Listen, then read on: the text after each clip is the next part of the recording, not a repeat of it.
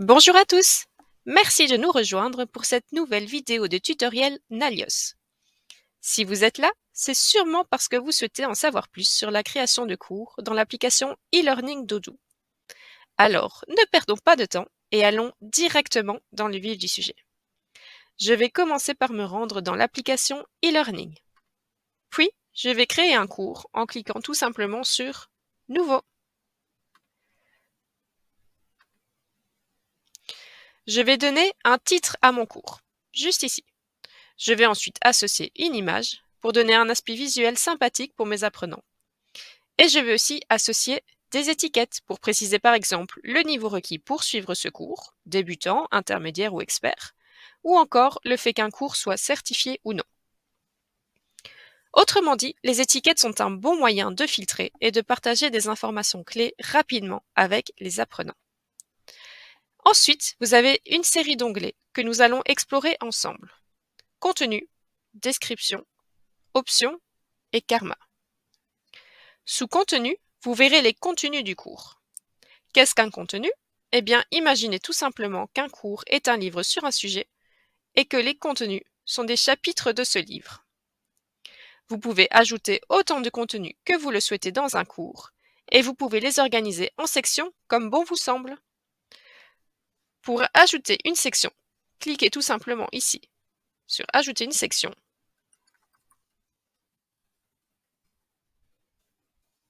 Appuyez sur Enter et déplacez-la où vous le souhaitez dans votre cours. C'est pareil pour ajouter du contenu, il suffit de cliquer sur Ajouter du contenu.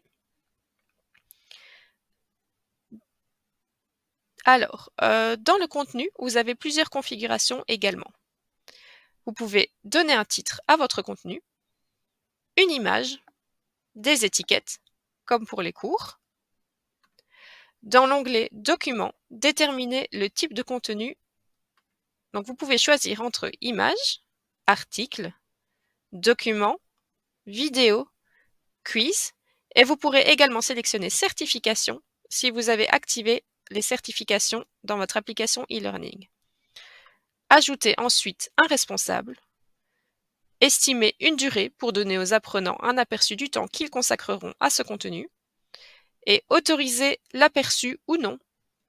Autrement dit, cochez la case si vous souhaitez que le contenu soit accessible à tous.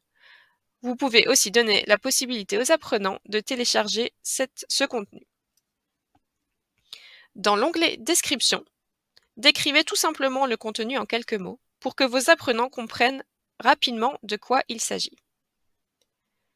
Les ressources supplémentaires vous permettent d'ajouter des fichiers ou des liens externes à la fin de votre contenu pour permettre aux participants d'accéder à des sources supplémentaires sur ce sujet. Cliquez tout simplement sur Ajouter une ligne, déterminez le type de la ressource, un fichier ou un lien, donnez un nom à votre ressource, chargez votre fichier s'il s'agit d'un fichier et ajoutez le lien s'il s'agit d'un lien. Et enfin, utilisez l'onglet Quiz, le dernier onglet, si vous souhaitez tester la compréhension des élèves à la fin du contenu. Ces quiz peuvent avoir une ou plusieurs réponses. Vous ajoutez tout simplement votre question ici en cliquant sur Ajouter une ligne, tapez votre question, le nom de votre question et ensuite ajoutez les réponses, juste ici en dessous. Vous pouvez cliquer sur « Et la réponse correcte » pour déterminer les bonnes réponses et ajouter un commentaire si vous le souhaitez. Vous pouvez soit sauvegarder et fermer la question, soit sauvegarder la question et en créer une nouvelle. Vous pouvez aussi ignorer si vous le souhaitez. Ensuite, vous pouvez récompenser les participants avec un système de points qui accorde par exemple 10 points si la bonne réponse a été trouvée à la première tentative, ou encore 7 points si la bonne réponse a été trouvée à la seconde tentative, etc. Vous sauvegardez et vous revenez au cours, ou vous sauvegardez et créez directement un nouveau contenu. Petite information au passage, vous pouvez retrouver tous les contenus de tous les cours dans le menu de l'application e-learning. Contenu. Tous vos contenus se trouvent juste ici. Revenons à notre cours. Dans la vue de notre cours, Dans l'onglet Contenu, vous avez également toute une série d'informations intéressantes telles que la catégorie du contenu, la durée estimée, le nombre total de vues, l'aperçu, et vous avez également le statut pour savoir si votre contenu a été publié ou non. Si vous cliquez sur la petite corbeille en fin de ligne, vous supprimerez ce contenu. Passons désormais au deuxième onglet Description. Dans cet onglet Description, vous pouvez décrire le cours en quelques mots pour expliquer par exemple les prérequis du cours, les objectifs, les sujets qui seront abordés, etc. Nous avons ensuite l'onglet Options qui permet de configurer le cours. Il contient 4 sections: cours, communication, droit d'accès et afficher. Parcourons ces sections ensemble. Dans cours, vous pouvez attribuer le cours à une personne qui en sera responsable. Et dans site web, on retrouve les sites web sur lesquels ce cours va être publié. Ce champ n'est bien entendu pas obligatoire.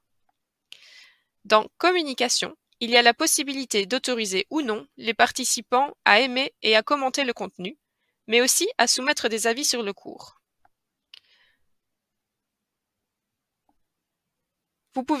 Le champ Nouvelle notification de contenu permet de définir un template d'email qui partira chez les apprenants à chaque fois que vous ajouterez un nouveau contenu dans ce cours. Vous pouvez accéder à cette notification via le lien interne que vous trouverez juste ici. Vous avez ensuite la notification d'achèvement. Cette option vous permet de définir l'email que vos participants recevront quand ils auront terminé le cours. À nouveau, vous pouvez y accéder en cliquant sur la petite flèche qui se trouve juste à côté du nom du template. Si nous activons le mode développeur, ce qui est le cas ici, nous pouvons aussi définir un partage de modèles et un modèle de canal partagé. Et ces options n'apparaîtront pas si le mode développeur ou le mode debug n'est pas activé chez vous. Passons à la section des droits d'accès. Ici, je peux choisir comment les apprenants peuvent s'inscrire au cours. Soit je rends l'inscription publique, soit l'inscription est uniquement possible sur invitation. Si je sélectionne sur invitation, je peux rédiger un message, juste ici, qui sera envoyé aux apprenants invités pour leur expliquer le processus d'inscription. Et bien sûr, un bouton Inviter sera affiché en haut à gauche du cours pour que je puisse inviter tous les participants au cours. Ensuite, je peux déterminer les groupes d'utilisateurs autorisés à publier du contenu dans un cours de documentation. Et via le champ Groupe à l'inscription automatique, je peux automatiquement ajouter des membres d'un groupe en tant que membre du canal. Et enfin, parlons de l'affichage. Grâce au champ type, vous pouvez déterminer si le cours est affiché comme une formation ou comme une documentation. L'option visibilité nous permet de déterminer qui peut accéder au cours et au contenu. Soit le cours est ouvert à tous, soit il est réservé aux membres. Si vous sélectionnez le type documentation, cela vous laissera choisir vos préférences en matière d'affichage de contenu. Vous pouvez mettre en avant le dernier contenu créé, le contenu le plus approuvé, le contenu le plus vu, ou encore sélectionner un contenu manuellement ou n'en sélectionner aucun.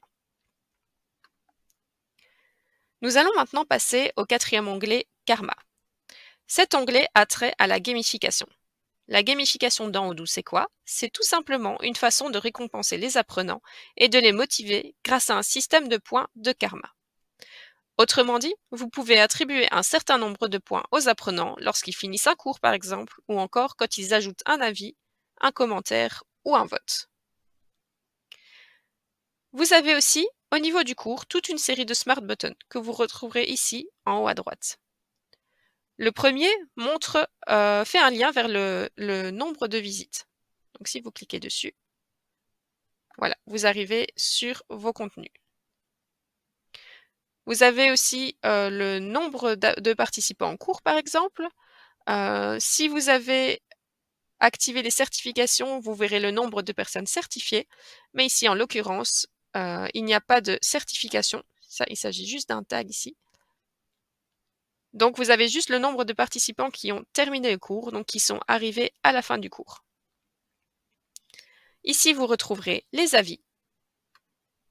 Nous pouvons y accéder juste ici et voir tous les avis qui ont été laissés par les participants.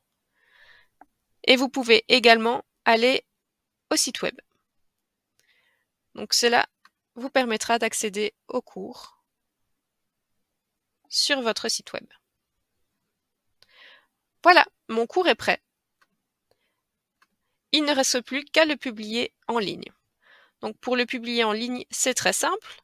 Je vais me rendre sur le site web et je clique sur Publish, juste ici, Publier, pour publier le cours. Si je veux dépublier le cours, je reclique sur ce bouton. Et comme vous le verrez juste ici, il est indiqué que le cours n'est pas publié. Pour visualiser le cours, vous pouvez suivre les étapes que nous venons de suivre ensemble, mais vous pouvez également aller dans l'aperçu général de l'application e-learning au niveau des cours et cliquer sur Voir le cours. Et ici, vous pourrez tester votre cours comme bon vous semble. Voilà, nous arrivons à la fin de cette vidéo. J'espère qu'elle vous a été utile et je vous souhaite une très belle journée. Au revoir.